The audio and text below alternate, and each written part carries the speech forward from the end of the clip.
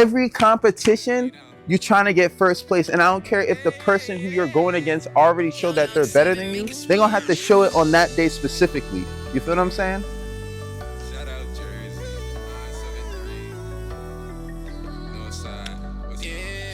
You got to say, yo, I'm willing to sacrifice everything. I'm willing to sacrifice everything in order to make sure that I'm a champion, because then you could flex after.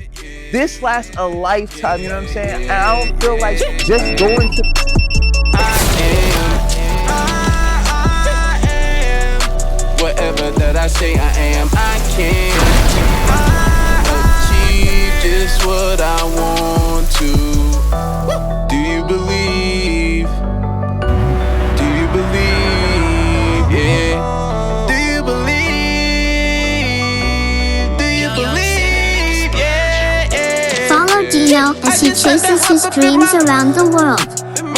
We believe in you. It's time to believe in yourself.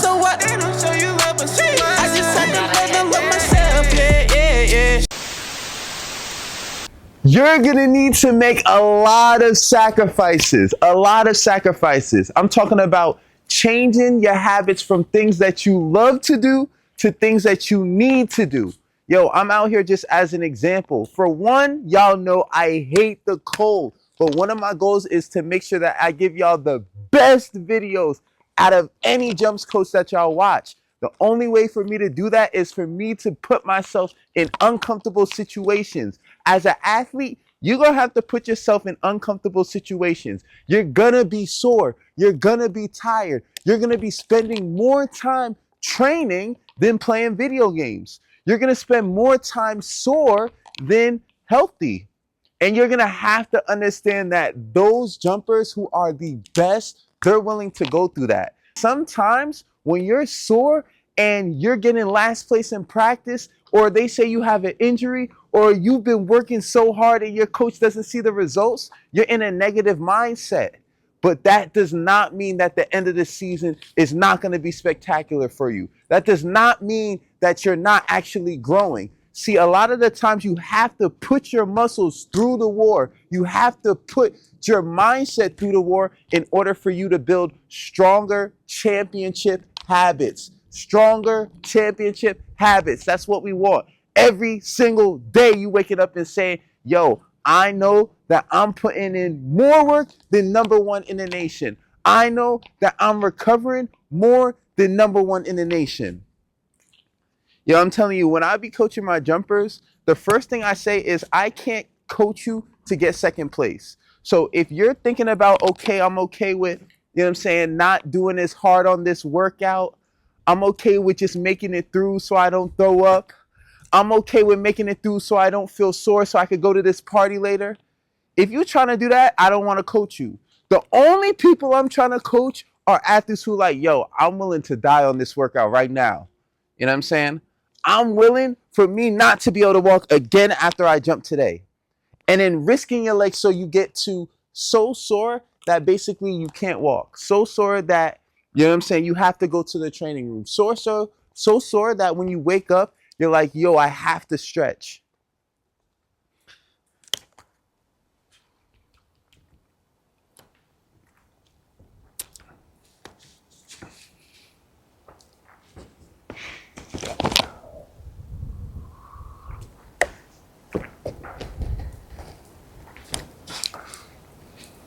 I had to sacrifice the things that I was eating before track meets in order to make sure that my body had enough energy, wasn't tired, wasn't trying to go to sleep. I had enough energy, whether I jumped in the early in the morning, afternoon, or 6 p.m.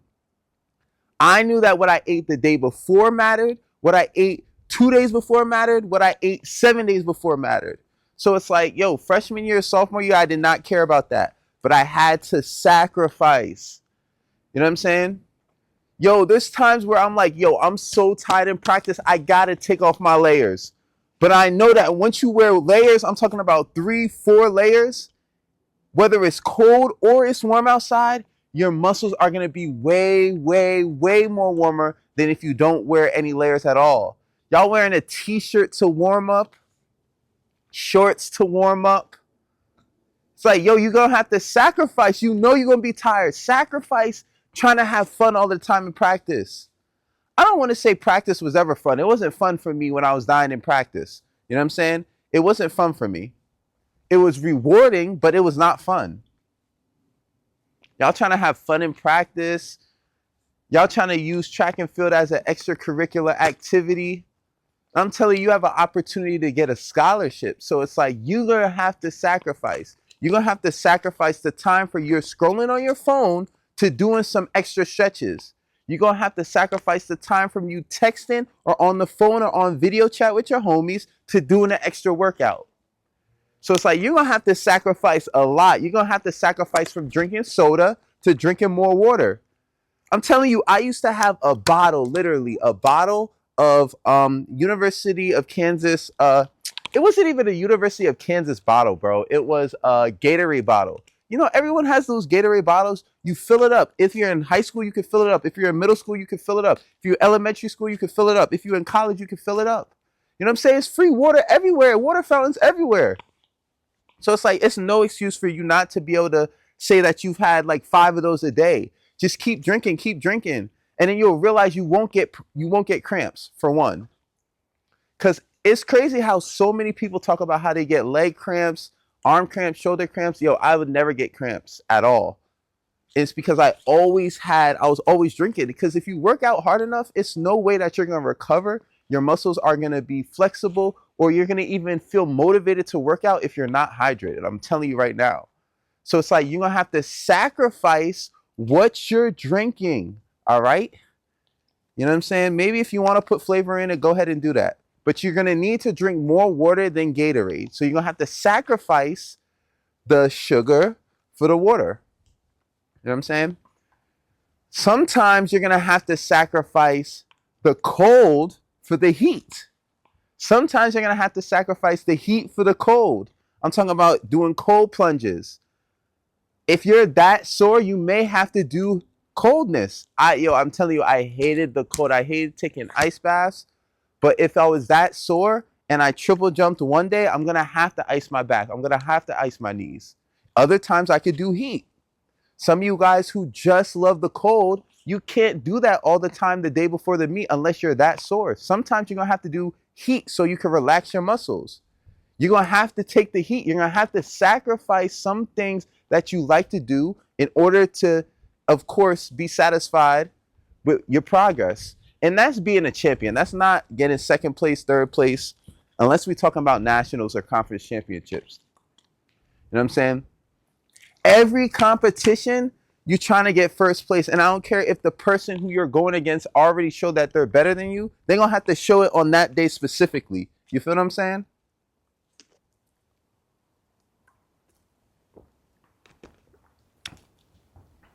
You got to say, yo, I'm willing to sacrifice everything. I'm willing to sacrifice everything in order to make sure that I'm a champion, because then you can flex after. This lasts a lifetime. You know what I'm saying? Having an actual name like All-American, All Big 12, that's something that lasts a lifetime, because you know the Big 12 always going to be superior. All-American, that's the best athletes in the USA. Best athletes in the USA, but that's because I had to sacrifice. Like I said, I had to sacrifice being in the heat in order to go into the cold. I had to sacrifice drinking soda to drink water. I had to sacrifice going to parties to stretching at night. I had to sacrifice sleeping before practice to doing an actual workout or warming up early. See, a lot of y'all sleep before practice 10 minutes, 30 minutes. Some of y'all sleep just for like 2 minutes just to get a little bit of rest before practice. Bro, use that time to go to the trainer. Use that time to stretch more.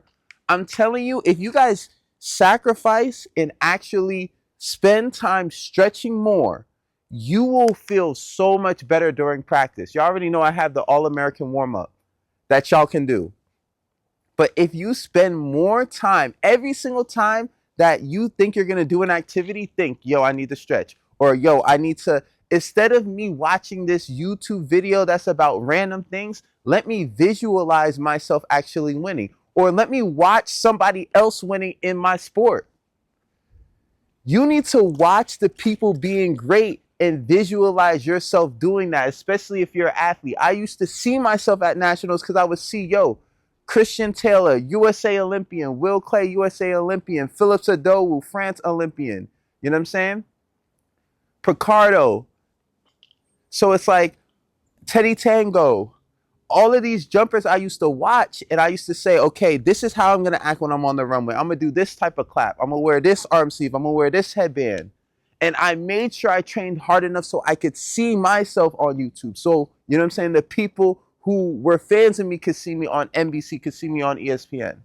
But the only way I could visualize myself is once I started visualizing and seeing other people doing it. So it's like the other people that you see are in the same field as you, living the dream that you're living, that will motivate you. But you got to sacrifice the time of what you're doing right now that's BS in order to do what's positive, in order to do what's actually going to help you. You feel what I'm saying? Sheesh. It's like, ask yourself, like, yo, what am I willing to sacrifice for real?